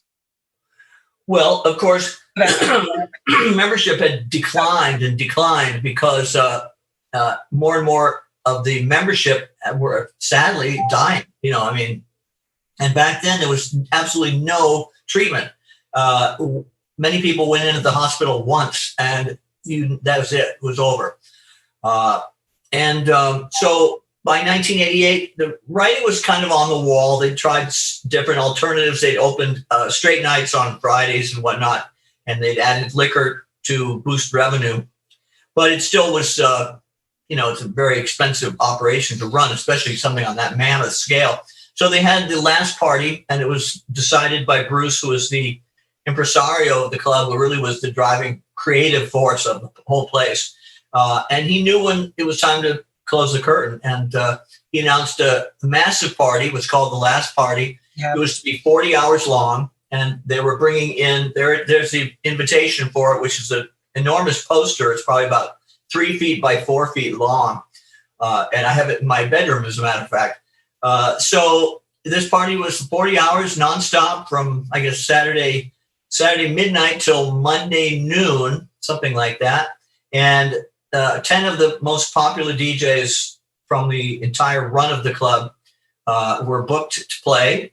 I had not worked in New York. I'd left New York with the thought of retiring from the business, but that didn't play out quite the way I planned. I couldn't stay out of the music business, so I returned relatively quickly because too many people made offers I couldn't refuse. But anyway, so I came back to New York to play the final set, which was a terrific honor to be asked to actually close the club and put the place to bed once and for all. And so that was, I think that was probably 8 a.m. till noon on Monday. And you'd think it was Saturday night, New Year's Eve. Of course, the place was so jam-packed. I can remember in the booth playing the records, and it felt like, or it looked like the turntables were doing this, were like bobbing up and down. In reality, what I found out later is that the entire dome, which is the dance floor and the dome over it, that's what was moving. And the turntables were the only things that were steady because they were on a 1,500-pound concrete block supported by pneumatic shocks. So that's how crowded it was. That's how much movement was going on in this place. I don't think I'd ever seen it that densely crowded. And even in spite of that, everyone, not feeling crushed. It's wonderful harmony, which was a great aspect of that club, being round and no corners. And it was just a great design. But closing the club was, of course, very overwhelming. People were crying. People were hugging. It was very profound. Marlena Shaw came on after I played my last record, which was Jimmy Ruffin. And it was just one of those unforgettable nights, what you'd call disco history. I mean, nothing has matched that that I've ever witnessed. Very honored to have been like a keystone of that night. Sure. What made you leave playing music? Okay. Let's just pause for a short moment. What's that? For a short period, because it wasn't that long. No, it wasn't that long, but it was very honest and sincere intention of getting into a different career. At the time, I'd say probably around 85 or something, 84, 85. I was like so in demand and so at the top of my game and so, popular, and everyone was tugging at me. I had observed since I first started working in the clubs that, DJs have a sort of a career arc. And so many of them, probably most of them, I'd say, they get to a point where they peak. And then after a while, they'd either burn out or they would get disenchanted with the club business or what have you. Their popularity would start to slip. And then suddenly, what really kind of, drove it home was that Bobby Goodadaro, who was, one of the all-time greats. He was working at the Anvil, which is a great club and nothing to, take away from the Anvil. It was an amazing club. I loved going there. But I mean, I thought, how are the mighty fallen? And do I want that to happen to me? And do I want that as part of my life story? So I wanted to leave the business while I was at the top. And that was really the driving, motive for retiring. And so I relocated back here to Florida after thinking about Houston and San Francisco and several other options as far as moving. And so I came back to South Florida and was fully with the intention of starting something completely new and having a little time to, and money to just sort of float for a while. But the offers kept coming. And, the thing is, I was honest with myself. After about 4 months or something of being idle, I said to myself, there's really nothing out there that's inspiring me the way, performing, the way music has done to me. And it's just, it's just inside me that just drive to pull off an amazing night and just, discover new songs and share them with the crowd. So that's when I kind of came to the realization that music was my destiny. So I got back into it and I started working pretty much a residency at Trocadero. And I was being flown out like every Friday and working every Saturday night for about 6 months. And by then I knew that, I was going to do this pretty much permanently. So I started working at the Copa in Fort Lauderdale, got a residency there until they sold the club, actually. And I worked there in Key West, and then I'd go back to Fire Island every summer. And fast forward to the present day. Now, of course, COVID, not to mention COVID or anything, but up till that point, I've been keeping busy, doing the music business. And on top of all that, I have had 10 years for Sirius XM. So I'm just about to celebrate my 10th anniversary there with a weekly broadcast. And I never even had a residency that lasted 10 years. Thank you. Thanks. very excited about that. And it's really great to kind of open up my exposure, because, you know, working in a club, you have a few thousand, or a special event, a few thousand people that get to hear you. But now I'm coast to coast, and since I'm not working for dance floors particularly, I can include music that is, you know, not necessarily floor fillers, you know, but at the same time educate, you know, the audience as to how amazing and how broad spectrum disco was, and dance music, just everywhere, you know. And that's what keeps, you know, it's such a challenge on the radio. And it's still so much fun. I mean, my God, I've put together a show for next week, and it starts out actually with Mary Wilson, because in honor of her passing. But it's down tempo for the most part, and it's just all over the place. But at the same time, it's got a very specific flow, and it really came out great. Awesome. Well, that's great. No, I've checked out the shows. They're really great. And I also heard you live, so I know how well you play. That's why Thank you. I glass. Well, you can't be really great unless you had some really awful nights also to balance it out. Right. What's that? That's what makes you a better DJ, when you learn to figure out, okay, wasn't a little bit tonight, but we'll get through it. We're going to do that again. We'll get through it together. Right. What else is going on in your mind? That's the thing. See, people don't understand that. They don't think you have issues or problems going on, or you're angry with the ownership of the club. Lord knows what's going on. And you got to be all smiles, and you got to play at your best.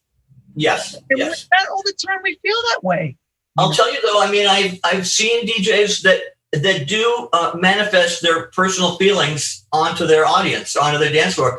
And I'm like aghast. It's like, okay, so you're having a bad night, honey. I'm sorry. But, you know, you're hired to entertain these people. They don't deserve it.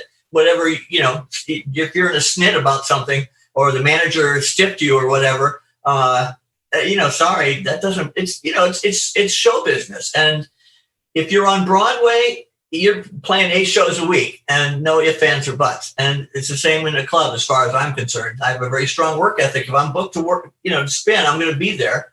I'm not going to miss it, and I'm not going to give a half-assed, you know, second-rate show. You're exactly right. We are the performers. We are the artists, and it's showtime. And you go on. Right. Our job is to give everyone a good time. You know, and if we're not having a good time, we're not giving them a good time. And if you bring your misery with you to work, then how can you exude joy and fun? You have to, you know, and I must say, Robbie, I have always had fun working with you. And that is, I think, one of the key elements for me as a lighting person, because I'd see it musically, and you do have a lot more forgiveness in doing lighting than you do in playing music. And having DJed, I can tell you it's very hard to time a bathroom break if you're DJing, and much easier if you're doing lights, just as an example. But the rapport that one has in the booth, the chemistry that we have, the interaction that we have as artists in the booth working, that also goes out to the floor. And with artists, even more important than getting the paycheck at the end of the week is the feeling of satisfaction that you've not only had a good time, you've given all these other people a good time. And there's nothing like seeing a room of 1,000 people all smiling, all having joy, all having fun in unison on one energy plane. And there's that's a sense of satisfaction that money just can't buy. It's a joy. Absolutely. If your heart's in this business, and the three of us right here, and I'm sure many that are listening and watching, if your heart's in your work, then there are no excuses, and you know there is no second best or I'll try harder next time. Yeah, it's kind of, that's your default setting, and I've been very lucky to work with you so much, and at different venues with different formats going on, and also special events. That we do have such good chemistry, you and I, that we've built on all these years. That it's special. It's very special. Totally. Indeed. I find that, if I have to I get up every morning and I express my gratitude to the universe for giving me this joy and these blessings to have had a great career, to have had great friends, to have had friends that have lasted not days or months, but literally decades. I mean, Robbie, we were both, 21 and 22 when we met or something silly like that. Right. And you're 29 now. That's, that's right. That's right. And that's the music that does that. I'm being serious now. Because we've known each other 8 years, right, Marsha? So I say what? We've known each other 8 years. 8 years, indeed. Yeah. 800 years of technology there, right between these two. But check it out. The music, you never get old with the music. That's no. Your brain is still saying we can do this. It's crazy. I know. Right? Energy flows, and a probably not so very well-known fact about Mr. Robbie Leslie of High Energy. He is one of the most astute, well-versed R&B music fans of just about any DJ I've ever worked with. And he will pull out, I mean, he took up where Roy left off when it came to pulling out some old classic R&Bs. Very high praise indeed. Thank you. I definitely, there's some of my blood definitely is black. I'm sure of it. Because I definitely. How does that go from that to being Mr. High Energy? That's what I know, right? But that's what? How did that happen? You can play if you can play a long set, you can cover all your bases. I mean, you really can. Oh God, I mean, man, there's some songs that give me gooseflesh, that I hear that by really soul artists and R&B artists that, I mean, nothing can touch it. And, you can get that kind of response like late at night by playing one of those records that matches any hit, any ABBA record you can play in the middle of the night, since you brought up Nail Your Love on Me. Yeah. You just get that high energy at 8 o'clock in the morning when people are stomping to, the Four Tops. Right. Yeah. I still love Motown. I mean, to this day, I was driving home from my shot, which I still don't have any side effects, thank God. You're not speaking Chinese yet?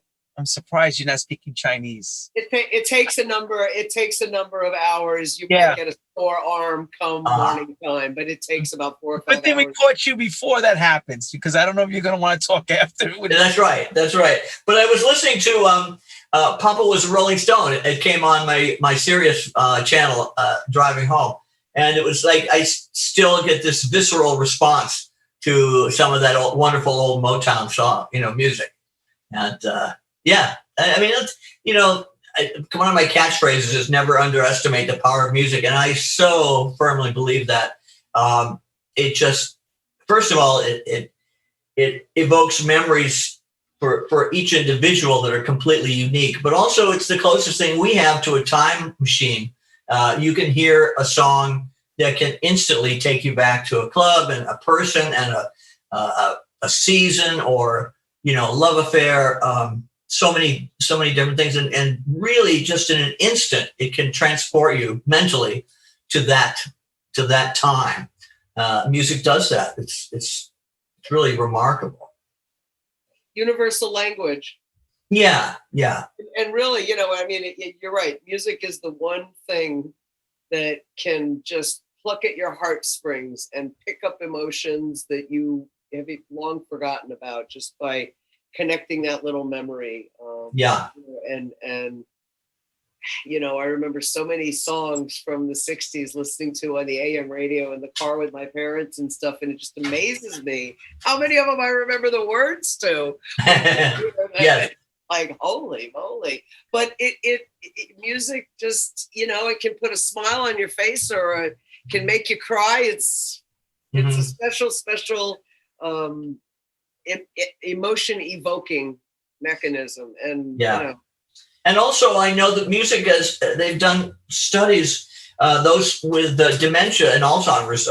Music seems to have this power over all other faculties to the brain that will reach places that other things, drugs or other therapies can't reach. And I think that's pretty amazing. So that kind of reinforces what I said. Also with some animals. Yes. Mine is right off camera, right here. Yeah, Right here. You see him. Oh, you do? Okay.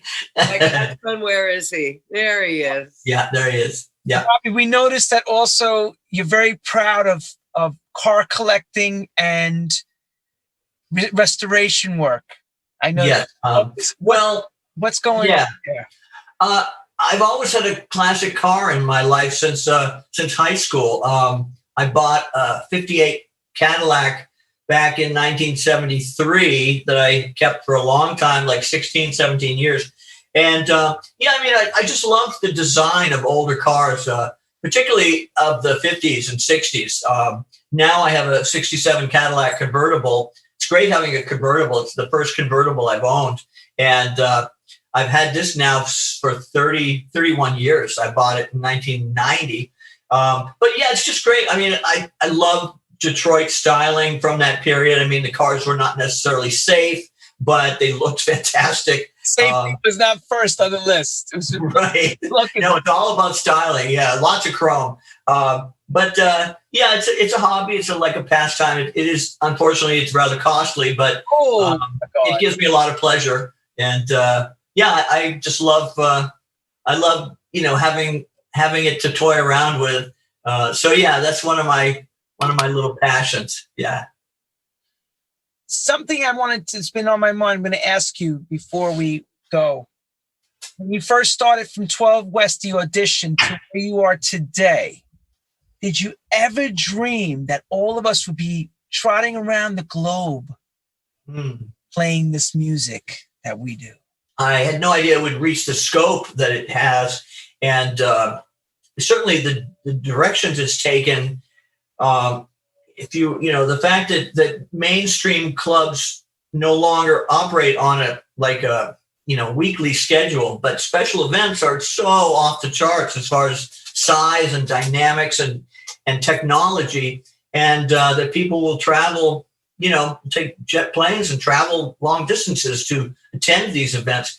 Would never have really seen that progression except in the slow and methodical turns that it has taken over the decades. I'm very grateful that I got to see it and experience it in its infancy, and from both sides of the booth, on the dance floor particularly, and in the booth.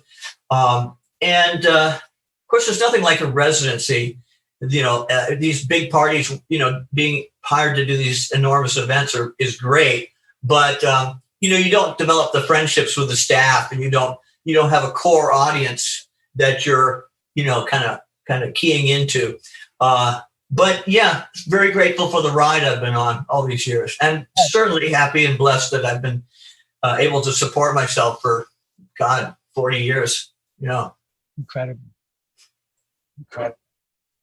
One thing I forgot to ask you was, because Marsha filled in a lot of the Studio 54 stuff. People know you played. Which nights were you playing on when you were in studio? I did studio basically on Thursdays and Sundays for either John Blair or Michael Fesco. I occasionally worked on the week, Fridays or Saturdays, but more as a fill-in. And I actually spanned, when I started there, Steve was still coming, although he was no longer legally the owner of the place, but he was still the major influence. So, I had him and his entourage in the DJ booth early on that would drive me crazy. I just don't know how these other DJs put up with such silliness. It just was nuts. I remember Halston would always get in front of my records, and I could never get around him to so find. What are you trying to do? You're trying, Halston, move the F out of the way? You can't tell that. You want to say, I'm a New England boy. I would never dare say that to him. So, it was so distracting, and I take this very seriously. So the next record has got to be the perfect choice. If it's not the perfect choice, if it's the second perfect choice, that's not good enough. So I worked for Steve, kind of moving out and moving on, and then I worked with Mark Fleischman, and then at the end, Frank Cashman, who was the front man for, I think most people think the mob. Or organized, crime in some way. He was the third iteration of the club, and so I kind of spanned all those three. And Marsha, I remember saying that there's nothing like the initial, Studio 54 version 1. And that's absolutely true. But they each had their own magic, and the club still had a incredible cachet when, at the end of the day. And, without a doubt, that has opened more doors for me professionally than any other gig. The Saint, so many people have no clue what it is or what it was. It's only a very specialized, people really into nightlife. So yeah, thank you, Studio 54 for. Well, I said the same thing because I came in the Cashman end when they brought Larry in and they had Louis Vega and Freddie Bastone. I was playing there for Bear Jones, so I understand. Oh, wow. Yeah. Wait a minute.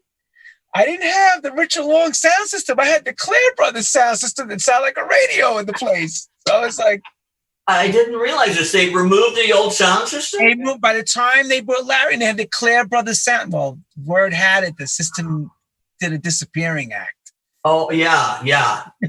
There was a big word that the mafia was involved, money was laundered, all kinds of stuff. Like you mentioned Frank Cashman. Okay. So by the time we get in there, it's already Clare Brothers sound. Yeah. The booth has a glass around it. It's not. Oh, wow. Yeah. My gosh. Oh, yeah.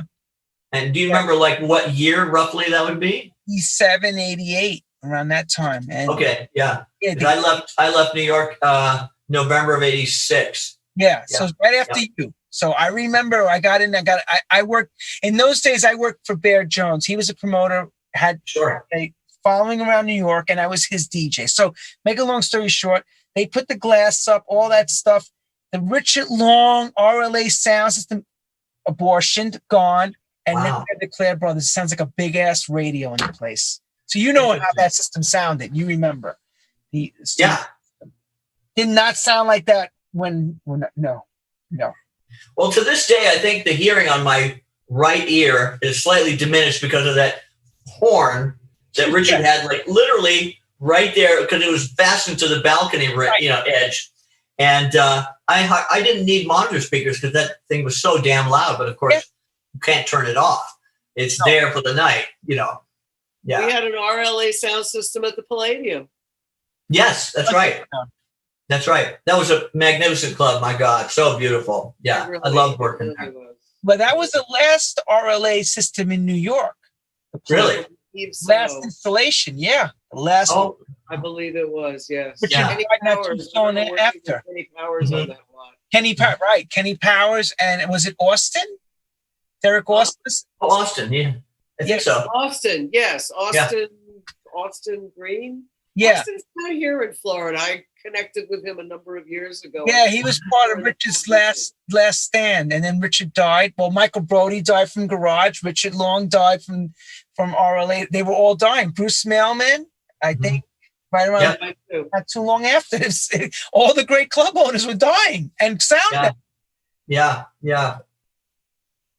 It really kind of was the final nail in the coffin. But I mean, culturally, New York City was, as you were saying earlier, New York back in those days was like the Wild West to some degree. And now, of course, rents being what they are and real estate, it just is not a viable way to use space on Manhattan Island anymore, really. But culturally, everything changes. You cannot turn back the clock. You can't pretend that, if you open a club, it would be packed. It's just, those days have changed. Well, that may change soon. Everyone's dying to go out again now because now they can't go out. I'm open to it. I'll take what comes. Sure. The politics of the day also changed in the late 80s because after 86, you had a lot more of AIDS that was going around. You had Giuliani that was now coming in. You had the after hours places that were being busted. You had all of this fear, most of it around AIDS, but it was the cause of everything. And so you had this very anti-nightclub, large establishment movement. Palladium was, I think, the last of the biggies, the big dance places in the city as well. And Peter Gation gave up the limelight to go run Palladium after my tenure there ended in like 91. So you know, it kind of evolved and moved, but I think that the politics of the late 80s changed nightlife more than anything. And that freedom, that abandonment, that Renaissance Wild West that we had, I think that ended by the mid 80s. And the times when you could go to 4 different types of venues in the course of one night and have 4 different, completely different cultural experiences all within the one city. I mean, Manhattan was an amazing, amazing place. Well, you know what? To add to your thing, Marsha, it really was when the bathhouses closed. That was really the big change. When Koch closed. Well, that was concurrent. That was definitely concurrent. That was one of the first. Same time, Lenny. It all kind of happened around the same time. You know, you had the bathhouses closing. You had the big mega clubs that were being shut down. You had Giuliani who was knocking down everything, and you know, it was just not cool. And that was the late 80s. And I remember that my club resume in the 80s and the 90s, it couldn't get me, it would get me arrested before it would get me a job. It was a good thing I was able to segue into special events and then get involved in what became architainment, but actually entertainment, lighting, and architecture. I couldn't get arrested with the club resume I had. It wasn't until 54 celebrated, I guess it's 20 or 25th anniversary, that it became cool again, that I had a club pedigree. Yeah. There's definitely been a resurgence in interest in disco, and very well deserved. I mean, it's not just because I happen to love it, you know, all the different formats of disco, but, you know, I mean, the creativity that went into that stuff, oh my God. I mean, you know, it's amazing. It's really impressive. And so much musicianship is involved. We're talking about session players. We're talking about vocalists, arrangers, even right down to mastering the vinyl discs. You know, I mean, it was just pinnacle. I can tell you, working with the Joe Long Sound on the productions that we did, we utilized for Hallelujah 2000, the London Philharmonic, to do all of the orchestra places. We did the rhythm tracks. We did those in New York. We brought in the Sound of Philadelphia rhythm section.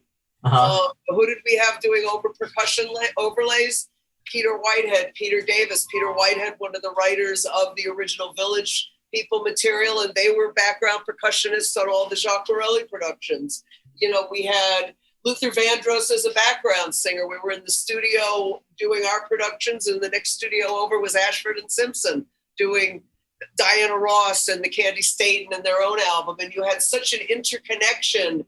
You had, you know, musicians that would go from one session to another. I mean, no one knew who Luther Vandross was. Wait, I gotta tell everybody. Career then. She's talking about Hallelujah 2000 on Casablanca Records.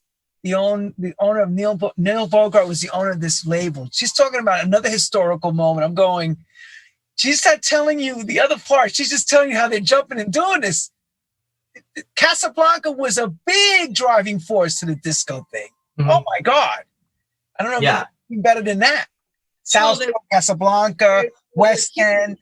So was Atlantic Records. Atlantic had a huge disco division. Alman Artigan was huge. In fact, the first record we did, Midnight Rhythm, was on Atlantic.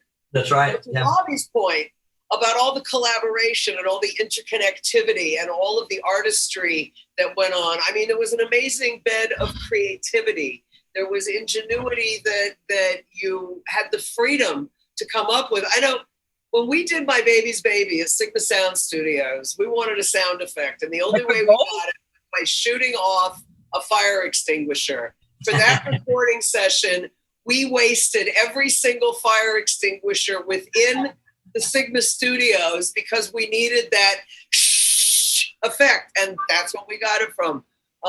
You know, we had all kinds of ridiculous things in the studio to get the clang on Workin' and Slavin'. It was chains in water. We put chains on top of the keys, the strings in the piano to get the clankety of the piano. I mean, you know, and it was wonderful because that's what you did in the studio. Part of it was almost like a Foley studio where you would use whatever you could to get what you wanted out of the artist or out of that production. It's like innovation. Innovation was very hot, and you know, people were creative. I mean, creativity just was off the charts. Yeah. And also the ones that are very creative, like the jazz musicians, are like disco. Oh God, no, I ain't doing that. Right. And yet, one of my favorite old records was by Richard T, who's like a jazz legend. I mean, there's so many. Herbie Hancock, my God. You know, they've all dabbled. Well. Yeah. Yeah. Chuck, you know, on and on. There's a lot of crossover. Look, let's face it. Good music is good music. Period. End. If it's got to be, you can dance to it. Period. End. That's right. Yeah. That says it all. Yeah. She pretty much summed that up. But yo, guys, it's incredible. Incredible. I can't thank you enough. And everybody's just blown away to hear all these great things. I apologize for my crazy schedule today. Who would have thought my shot would have taken 6 hours to like complete the entire cycle? What? You're lucky you got it today. Well, yeah, I'm very lucky. And yeah, I've been waiting for a long time. And so, yes, very grateful for sure. And you've got one more. And I must say, I'm very happy to say that I got both of mine.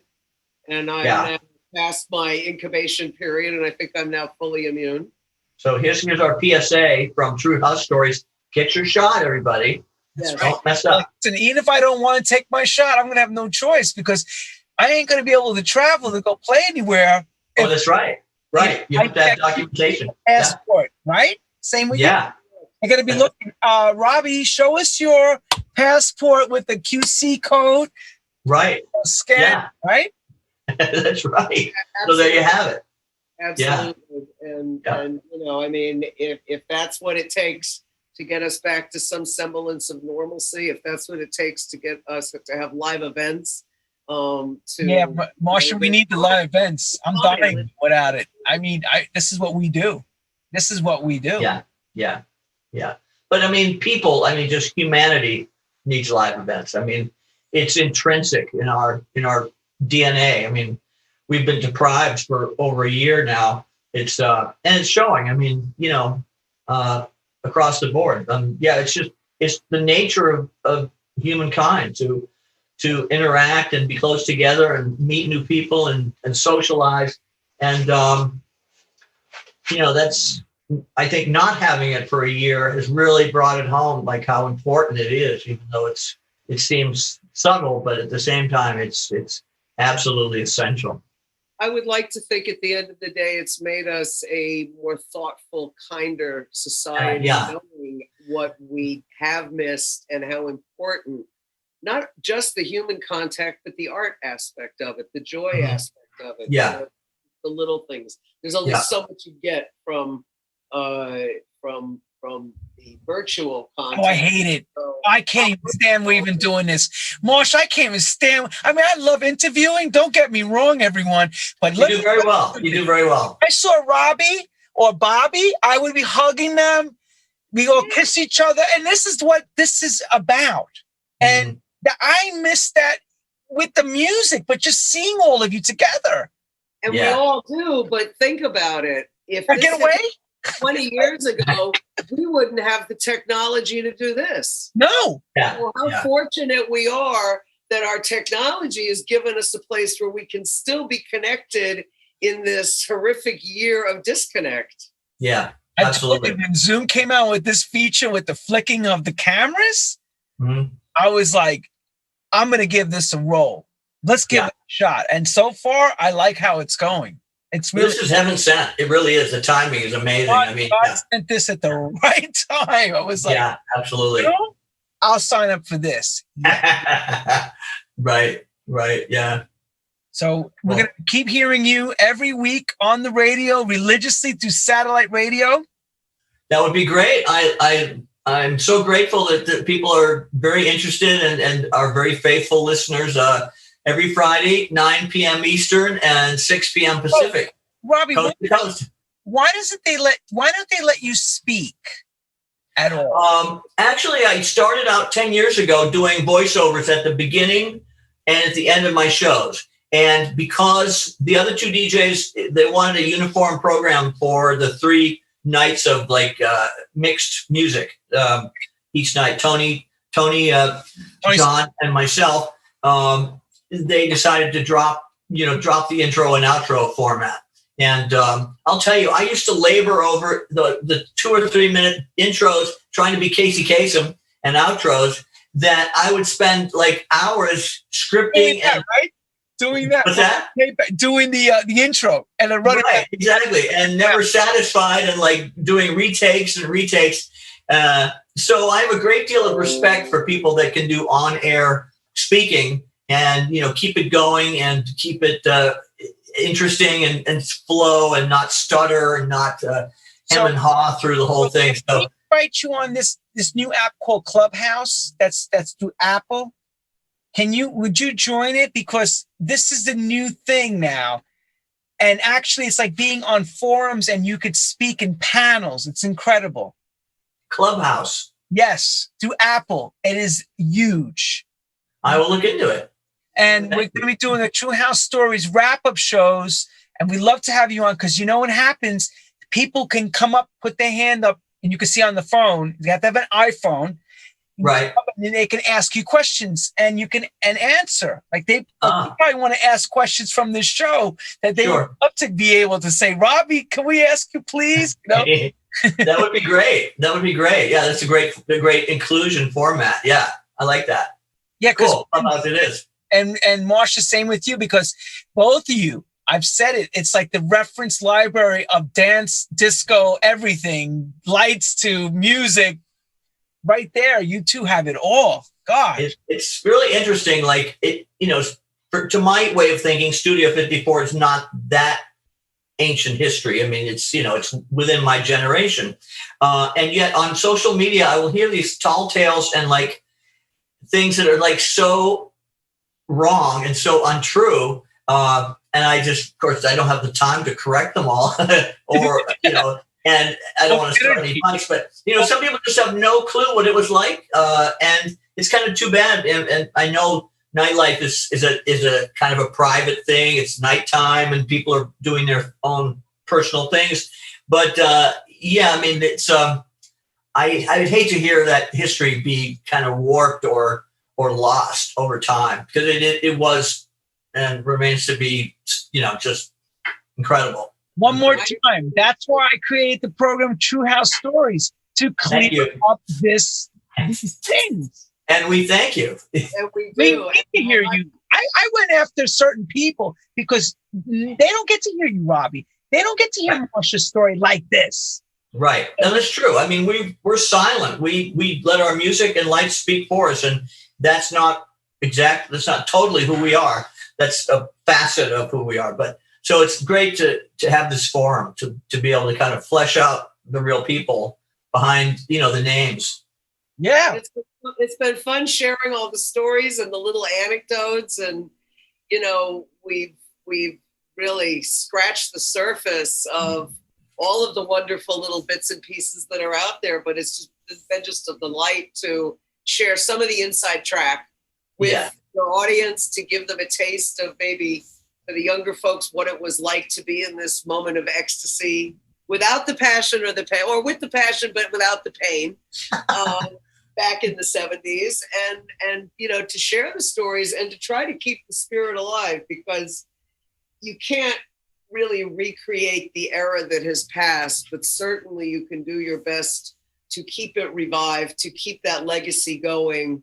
I know Robbie and I are both fond of 40s music, and I don't think that either of us could imagine what it would be like to be in the time of the Roaring 20s, or be in the time of the heyday of the 40s with, Glenn Miller and the Gershwins and all of that. But we have our own memories of what it was like in the 70s to be at the peak of the renaissance of New York nightlife. And I think probably nightlife in general, most nightlife was fashioned after New York nightlife as opposed to the other way around. Yeah, absolutely. Yeah. This has been fun. It's been great to tell the stories. It's been great to tell a few behind the scenes heretofore unknown tidbits, and saving all totally tidbits for the next time. Forever grateful, and thank you to both of you for spending your time with us. Thank you. We love you. It's been great. It's been great. It's been great fun. We'll do a part 2 in a year or so, but hopefully by then we'll all be in the same room. Yeah, that would be awesome. Right. Maybe the show could really picked up. You never know.